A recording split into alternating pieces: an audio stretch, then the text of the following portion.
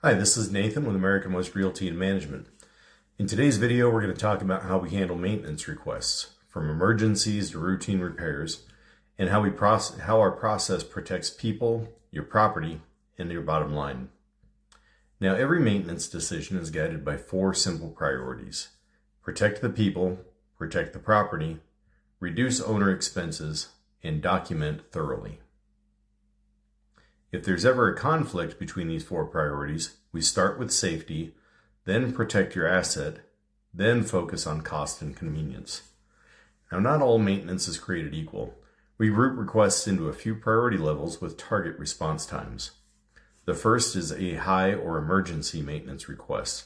This is anything that can threaten safety, health, or cause serious property damage like fire, a broken water line, active flooding, no heat during freezing weather, or even a suspected gas leak. Our target response time for these is within 24 hours. A medium or urgent priority is an issue that could cause damage to the property, injure a person, or become a bigger issue if we ignore it. Some examples include a leaking drain or pipe, a running toilet, a door that won't lock, or a broken essential appliance. Our target for these is to resolve them within roughly 7 business days. Finally, we have low or routine maintenance. This includes preventative maintenance that keeps the property in good condition. Some examples include changing air filters, cleaning gutters, or touching up exterior paint. Our target for these is to wrap them up within about 30 days.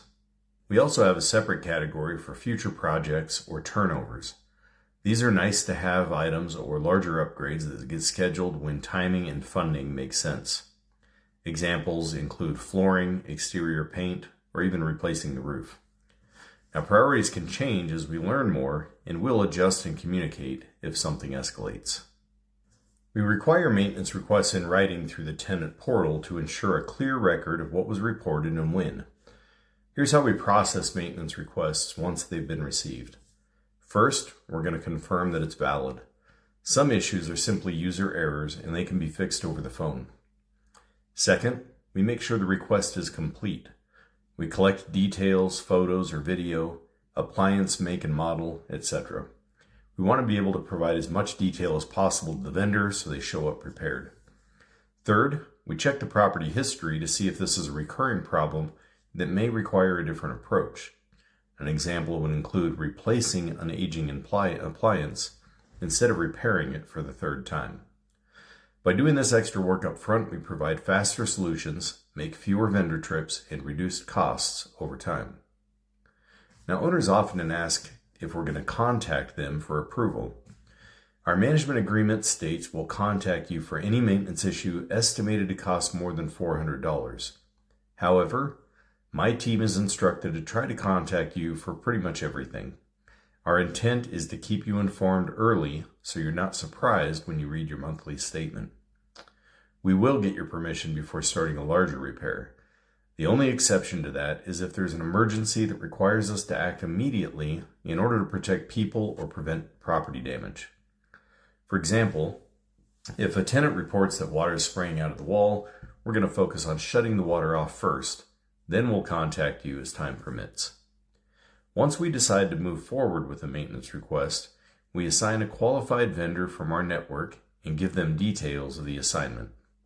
They're going to contact the tenant directly to coordinate entry. Work is typically done during normal business hours. If a tenant insists on after-hour work for a non-emergency, they may be responsible for any premium charges.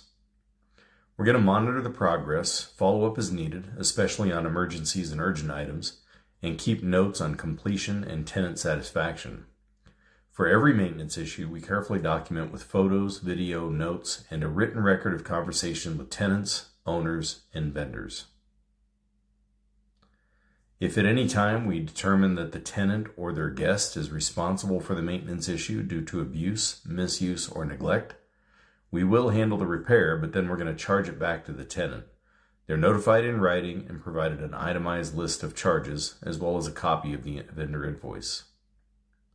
This level of documentation protects you if there's ever a dispute, and it builds a clear maintenance history for the property over time.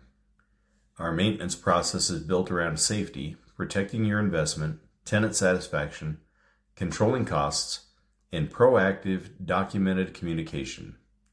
So there's no surprises later on.